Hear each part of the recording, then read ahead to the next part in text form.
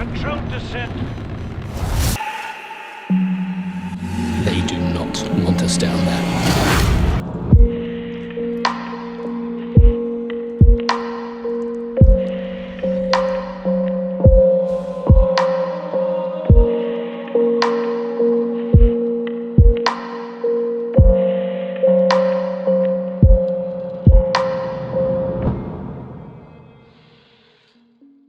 Hello everyone, and welcome back to another video on hidden genres.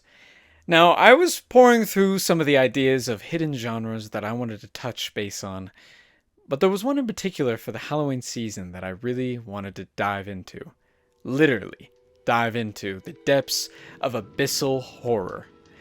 Abyssal horror was one that came to me a few weeks ago. I was talking to a friend at work, and I was wondering, what is the difference between a story that has to do with the horrors of the ocean and creatures or things or entities that live in the depths of it, and the horrors of cosmic horror, where things are unknowable, they're from the great beyond of the space and stars, and are entities and creatures that are far beyond our comprehension. And, well, I felt like I came up with some really good thoughts and examples of what those might be. For abyssal horror, the genre itself is known, but also not, like many hidden genres. Abyssal horror comes in the shape and form of usually a horror story that involves the ocean. But it tends to go in the more otherworldly, supernatural, but not otherworldly in the sense of cosmic or extraterrestrials, no. Otherworldly in the sense of a whole nother world. For the depths of the ocean, they're kind of another realm. Every ecosystem or biosphere is not really our world. It's another world. Unexplored and misunderstood. Ruled by things and beings that are far beyond our imagination. And they come in the shape and form of whatever that realm is ruled by. And in this case, it's water. Really, abyssal horror is the horrors of the great deep. The ocean, that abyss that you stare deep into with its watery depths that no one can really see into. I mean, we have radar and we have all kinds of things that we try to examine the ocean with, but we still know little to nothing about the ocean. And that's what's scary, as we know more about the great celestial heavens above us, more than we know of the neighboring ecosystem that is right below our feet. And that's what scares us the most. And it opens all kinds of possibilities and horrors as we dive into this genre.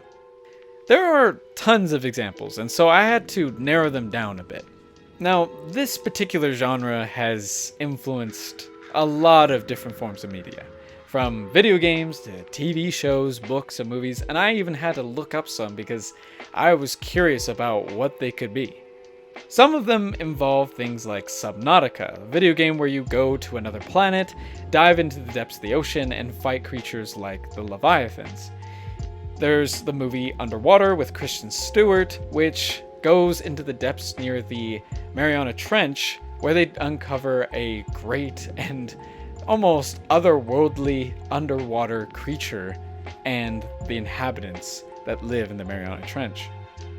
There's other things like The Abyss, Iron Lung, Narcosis, Still Wakes the Deep, Pressure by Brian Keene, The Terror, things like SCP-3000 from the SCP series, that's all over the internet, Moby Dick even, Jaws is kind of almost an example as well, Dredge, the video game, the Lighthouse movie, and even Leviathan. And there are tons of examples. I didn't even scratch the surface of how many are out there. There are video games played by YouTubers and streamers that dive into this genre all the time. And there's also probably plenty of movies I could have touched base with. But what makes it different from just any ordinary genre of horror that has to do with the ocean? I wouldn't say all of them fall into this category. They certainly probably touch base, kind of like how some genres touch base with cosmic horror but aren't really cosmic horror. And so it opens this can of worms of what is the definition of abyssal horror. I would submit to you, and some might have their own ways of putting it, but to me, abyssal horror, in essence, is the horrors of the ocean, the unknowable of the ocean, and how scary and dangerous it can be. Even oceans on other planets. We see with Iron Lung and Subnautica the same ideas. There are even really good examples to use. Subnautica, even though it's a space traveler who crash landed on another planet, he is not focused on, the cosmic fears. It's all about this ocean, this unknowable ocean. And even when he learns about these creatures, there's still the terror of what they can do, encountering them, running into them in the darkness of the abyss. And Iron Lung is in a similar area. You're stuck in this tiny little submarine, taking pictures and photographs, analyzing materials around this blood sea on this random moon or planet, I can't quite remember, and as you dive and explore, you come across things, horrors, and fears of feeling vulnerable. Really, this genre touches that nerve of vulnerability we all feel, that exposed feeling of not being able to do much. Yes, we can swim and use a boat. It's not as dangerous as space where you can get stranded and just float there. It's more practical yet very dangerous still. It's a place where we don't really rule, even though we try to command and control the waters and the depths. But we never will. In essence, abyssal horror is the vulnerability of the ocean. It's that fear of not just an unknown, but the unknowable. Things that can randomly happen. The ocean is an uncontrollable beast. This genre has been around since the time of the Greeks.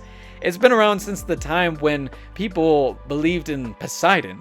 And, he's a crazy, chaotic god in the mythology. He will literally just destroy and kill people over practically nothing, just like the ocean. And we've had it around since then. Sailors have come up with all kinds of wives' tales of great sea creatures like the Kraken, the Leviathan, and huge and dangerous sea beasts that take up the wilds of our imagination and our reality. Now, why are we so in-depth with this genre? Or better to say, why are we so fascinated with it? It's because, in my opinion, horror is made up of two things. First, it's made up of fascination. We're fascinated with things, certain genres, topics, and along with that, there's also fear. Fear of animals, the fear of death, the fear of time, the fear of people hiding in the darkness or darkness itself. We make up all kinds of fears, all kinds of phobias, like bathyphobia and thalassophobia, which fall heavily into this genre. And we're also fascinated by them. That's what makes horror. Fascination and fear. We're fascinated by, the ocean, its mysteries and its discoveries and the exploration that can be found in there. But we're also traumatized and afraid of, having no control, the vulnerability, the vastness of it. And I would even dare say it's that fear of, and I don't know how to put it in a singular word other than saying, that fear of being on top of the ocean and getting hit by something that just comes out of the water and hits us. Going back to those old days of Moby Dick, when people were hunting whales in the ocean. Seeing a giant tail coming out and hitting me would be absolutely terrifying. And yet we're fascinated by it because we're curious. By nature, humans are curious. But I think it's also the curiosity, the wonder of what does live down there? It's so big, it's so vast. Something, anything, has to be dwelling there. Big enough to fill the vastness and the depths of our dark psyche and our endless imagination. What I love about this genre, opposed to the ones before, is I think it goes along with my personal interest in exploration. I've always wanted to learn how to sail a boat, but it also goes along with my fear of encountering something that is way beyond me that lives in that great explorative space. And I think it's something that we all want to conquer while we at the same time dread. And that's a good word for the kind of fear we feel with the ocean, is dread. Because it just feels so not just overwhelming, but also horrifying. But I really love the genre, especially things like the video game Dredge, where you go across not just fishing, but exploring a, well, dangerous and tireless ocean of sea creatures and monsters. But I also love stories like The Abyss, where there's a bit of a light, silver lining to it, where there is kind of good about the ocean, finding out new discoveries, whether it be some lost spacecraft or other kind of thing. It doesn't matter. I think what is fascinating about this genre to us is just the same like space. We want to explore it, we want to dive into it, but we also know full well the horrors that just might be lying around the watery depths. Thank you guys so much for watching. It was a blast working on this video like it always is, but this one in particular I had a lot of fun dissecting and diving into. If you have any more thoughts about this genre, I'd love to talk more about it, or any of the genres I've previously talked about. Just leave a comment down below and we'll see what we can do in the future with more of these videos. As well, a special shout out to who edited this video. Couldn't do it without him. And as well, if you're interested or curious about stories that involve abyssal horror, I've made a few stories that have to do with it. In fact, Into the Deep, a part of the Tales of the Verse, is specifically an abyssal horror story taking place in another world. So get that a look, and if you just like stories in general, check out the Tales of the Verse and more videos on my channel that dissect and dive into all manner of stories. And as well, like and subscribe for more videos and more content, and lend your support to the channel so that we can create more stories and talk more about them. I love you guys, and I'll see you on the other side of the gates.